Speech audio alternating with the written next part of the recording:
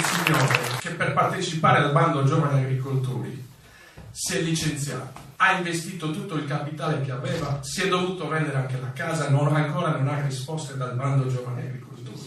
Stiamo parlando di 18 mesi, stiamo parlando di un bando a sportello che è rimasto aperto per 3 mesi, ha accolto 2600 domande, di quelle 2600 domande 800 saranno finanziate, 1800 saranno lasciate così appese.